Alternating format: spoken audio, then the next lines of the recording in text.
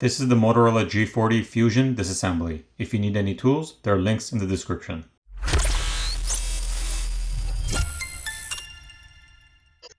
First, the SIM tray needs to be removed.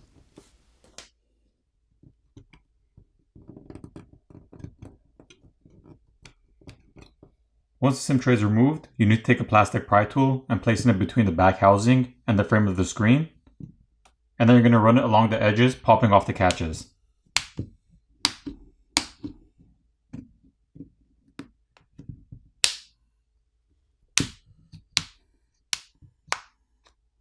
So once the back housing is free from the mid frame, we need to apply some heat in this area to loosen up the adhesive. And then we're going to press down on the fingerprint reader and hold it down while we lift up and remove the back housing.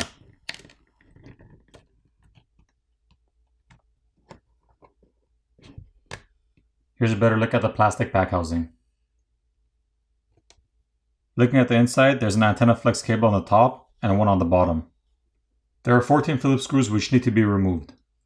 Once the screws are removed, we can lift up and remove the top plastic cover.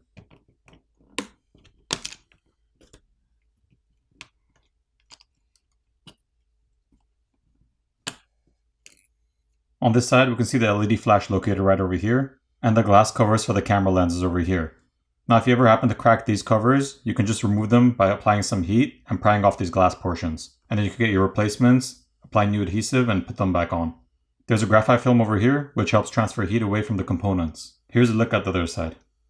First, the battery cable needs to be disconnected.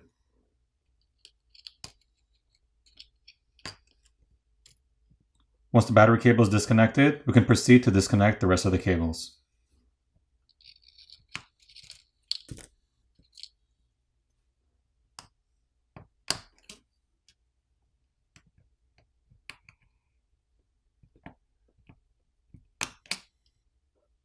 There are two wire cables over here in the corner which need to be disconnected. This copper tape over here needs to be peeled off so we can gain access to disconnecting the front-facing camera.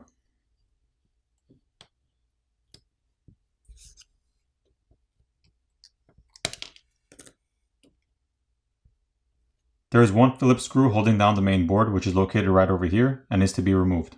Now the main board can be removed.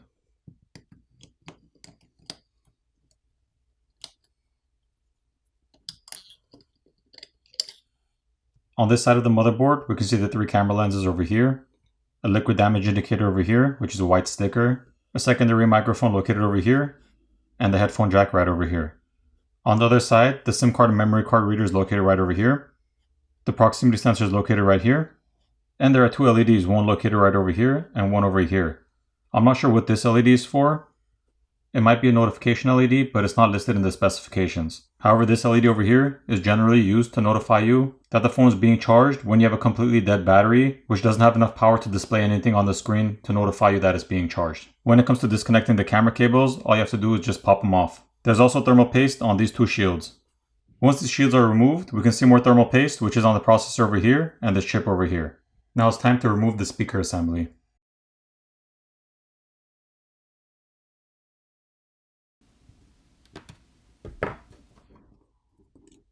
There's some graphite film over here covering a portion of the speaker assembly. And there's a mesh filter over here on the opening of the speaker. And here's a look at your speaker itself.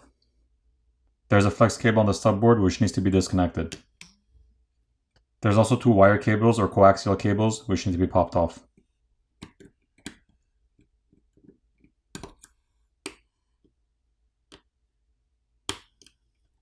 Now the subboard can be lifted up and removed.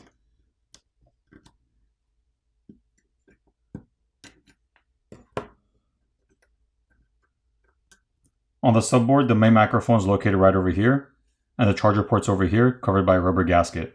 Here's a look at the other side. Now when it comes to removing this huge battery over here, there are no pull tabs to help you pry the battery off. So you're going to need to use isopropyl alcohol to get some around the corners of the battery and the edges. And you're going to have to let it sit for about a minute so it eats away at the adhesive underneath, making it easier to pry the battery off.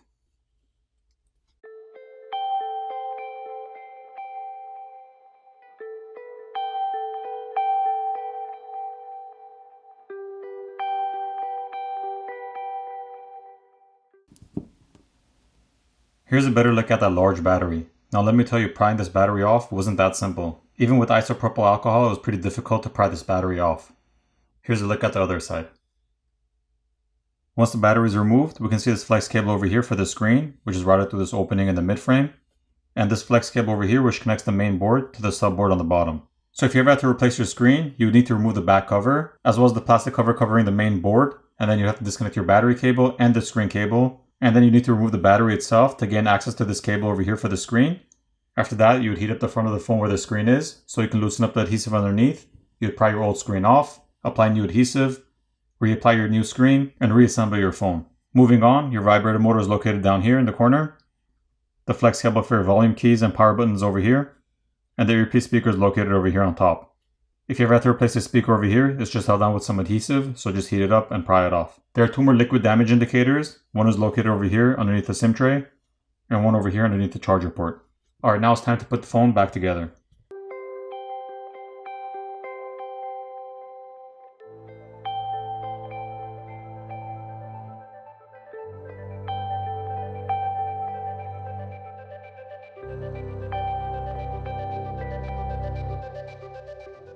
Once all the screws are back in place, we're going to reapply the back housing.